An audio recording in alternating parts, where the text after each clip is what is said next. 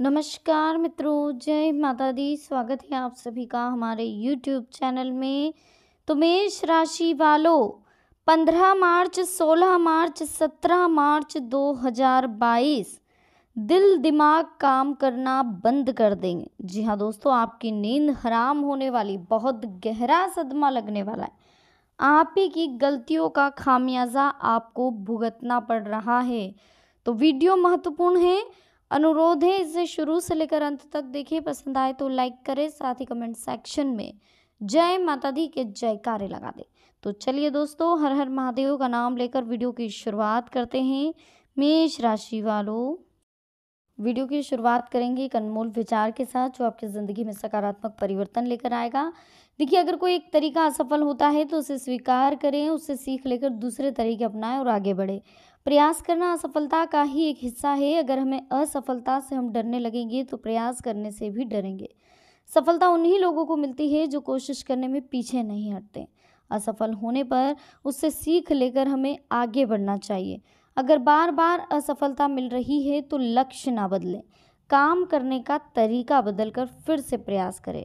अगर हम असफल होते हैं तो निराश हो सकते हैं, लेकिन अगर हम कोशिश ही नहीं करते हैं तो बर्बाद हो सकते हैं। दुनिया में बड़ी कामयाबी उन्हीं लोगों को मिलती है जो उम्मीद ना होने पर भी कोशिश करते रहते हैं। अगर कोई एक तरीका असफल होता है तो उसे स्वीकार करें, उसे सीख लेकर दूसरा तरीका अपनाएं और फिर कोशिश करें। एक बात हमेशा ध्यान रखना, हर परिस्थिति में कोशिश करते रहना। अगर असफलता मिलती है तो फिर से कोशिश करें और फिर असफलता मिले तो फिर से कोशिश करें। ये कोशिश ही आपका जुनून है जो आपको आगे बढ़ने पर मजबूर करता है और आपको हर हाल में सफलता दिलाकर ही रहता है। तो चलिए अब बात करेंगे आने वाले समय की कि आने वाले समय में आपको किन चीज़ों का ध्यान रखना है। सबसे पहले हम आपको बता देते हैं पंचांग 15 मार्च, 16 मार्च और 17 मार्च का। देखिए, 15 मार्च मंगलवार है, फाल्गुन शुक्ल द्वादशी आ रही है। इस दिन सर्वार्थ सिद्धि योग भी बन रहा है दोस्तों, जो कि बहुत अच्छा योग रहता है। 16 मार्च बुधवार को फाल्गुन शुक्ल पक्ष त्रयोदशी है। इस दिन भी रवि योग बन रहा है। और 17 मार्च गुरुवार को फाल्गुन शुक्ल पक्ष चतुर्दशी भी है और पूर्णिमा भी है। तो इस दिन देखिए, प्रॉपर्टी खरीदने का बहुत विशेष मुहूर्त बन रहा है 17 मार्च को। अगर 17 मार्च को आप प्रॉपर्टी खरीदते हैं तो बहुत अच्छा संयोग बन रहा है इस दिन प्रॉपर्टी खरीदने का। तो 17 मार्च गुरुवार के दिन अगर कहीं इन्वेस्ट करना चाहते हैं तो बिल्कुल आप कर लीजिए। चलिए अब बात कर लेते हैं आने वाले 3 दिनों में आपको किन किन गलतियों को करने से बचना है और क्या कुछ है जो आप अभी तक करते आ रहे थे, इसका खामियाजा अब तक आपको भुगतना पड़ रहा था। तो देख लेते हैं अब आपको क्या करने से बचना है। सबसे पहले तो जो विद्यार्थी हैं उन्हें फिजूल की गतिविधियों से अपना ध्यान हटाना है। व्यर्थ के घूमना फिरना, एंजॉय करना, मस्ती करने से ध्यान हटाकर अपनी पढ़ाई पर ध्यान दें। इस समय अपनी पढ़ाई पर अधिक ध्यान देंगे तभी आपको अपना लक्ष्य मिल पाएगा।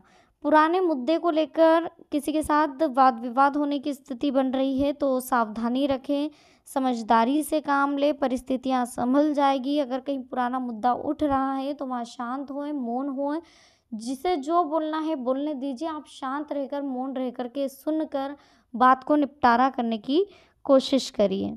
अपनी महत्वपूर्ण चीज़ों को संभाल कर रखिए, देखभाल करें। दूसरों से उम्मीद बिल्कुल ना रखें, व्यर्थ है दूसरों से अगर आप उम्मीद रखते हैं कि वो आपकी चीज़ों को संभालेंगे। रिश्तेदारी संबंधी मामलों में ज़्यादा हस्तक्षेप करने की वजह से माहौल थोड़ा सा अस्त व्यस्त हो सकता है। तो ध्यान रखें कि आपकी किसी बात से किसी को आघात ना पहुँचे। इसी के साथ घर के बड़े बुजुर्गों के स्वास्थ्य के प्रति लापरवाही ना करें। कभी कभी स्वभाव में वहम और गुस्से की स्थिति रह सकती है जिसकी वजह से परिवार के लोग भी परेशान होंगे। इन कमियों में सुधार लाना है दोस्तों आपको। देखिए, स्वास्थ्य संबंधी हल्की फुल्की परेशानियां रहेगी, इस वजह से आलस और सुस्ती हावी रहेगी जिसका असर आपकी कार्य प्रणाली पर पड़ेगा। सकारात्मक बने रहने के लिए अच्छे साहित्य और अच्छे लोगों के संपर्क में रहें। अच्छे लोगों के संपर्क में रहेंगे तो आपके अंदर सकारात्मकता बनी रहेगी और ये सकारात्मकता आपके बुरे पलों को आपसे दूर धकेलेगी। अपने व्यक्तिगत कार्य प्रणाली को किसी के भी समक्ष शेयर ना करें, इसे सीक्रेट रखें। कोई भी आपका कार्य चल रहा है, पर्सनल कार्य है, बहुत अच्छा बेनिफिट मिल रहा है, अच्छी उपलब्धियाँ आपको मिलने वाली है, तो इसे बिल्कुल शेयर ना करें क्योंकि लोग इसका फ़ायदा उठा सकते हैं। कोई आपकी गतिविधियों का नाजायज़ फ़ायदा उठाकर आपको ही नुकसान पहुंचा सकता है। विद्यार्थियों को अभी परीक्षा संबंधी तैयारी करने में और अधिक मेहनत की ज़रूरत है। अगर आप मेहनत करेंगे तो सफल ज़रूर होंगे। किसी नज़दीकी या मित्र की सहायता से आपका कोई विशेष प्रयोजन जो है वो पूरा होगा, परंतु अपने शंकालु और जिद्दी जैसे स्वभाव पर काबू रखें।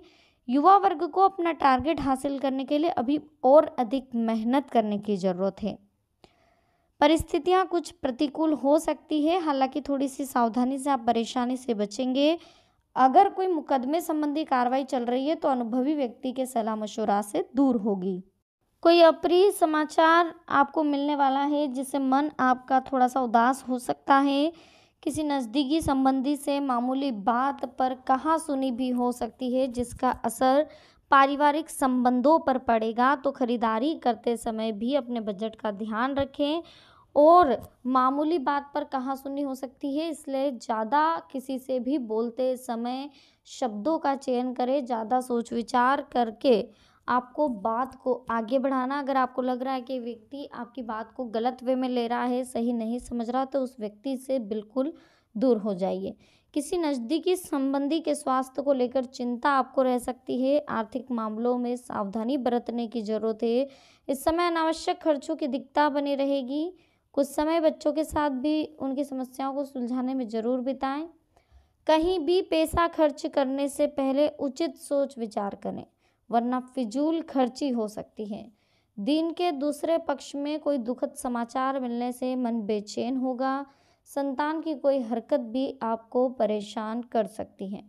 बैंक अथवा कमीशन संबंधी किसी भी तरह की दिक्कत आने से मन में कुछ झुंझुनाहट की स्थिति रहेगी। तनाव की बजाय शांति से हल निकालने का प्रयास करें तथा नकारात्मक प्रवृत्ति के लोगों से दूरी बनाकर रखें, क्योंकि इसका असर आपकी मन स्थिति पर पड़ सकता है। तो मन स्थिति पर काबू करना बेहद ज़रूरी है।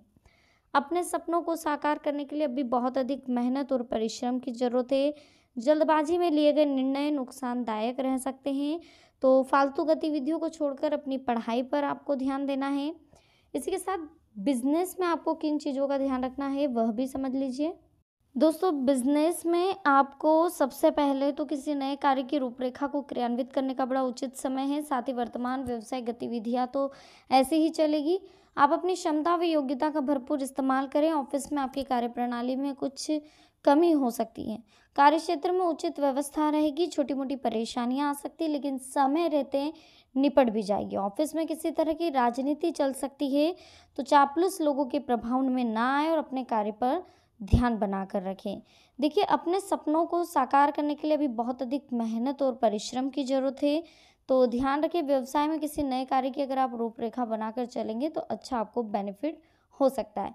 कार्यक्षेत्र में छोटी मोटी परेशानी आएगी, लेकिन समय रहते निपट भी जाएगी। ऑफिस में किसी तरह की राजनीति चल रही है तो उसे भी आपको ध्यान में रखना है।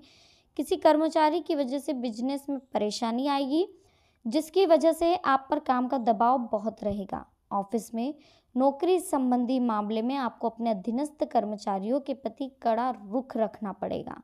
देखिए दोस्तों, वीडियो को अंत तक जरूर देखिएगा, क्योंकि इसमें हम आपको एक उपाय भी बता रहे हैं। जी हाँ, उपाय को आप ध्यान से सुनिएगा। ये उपाय बहुत ही महत्वपूर्ण है। अगर इस उपाय को आप प्रतिदिन ना कर सके तो इसको आप शनिवार के दिन भी जरूर करिएगा। इस उपाय के करने के बाद आपकी ज़िंदगी से तमाम परेशानियाँ दूर हो जाएगी। तमाम जो भी कंडीशन है आपकी लाइफ में क्रिएट हो रही है वो सब दूर हो जाएगी।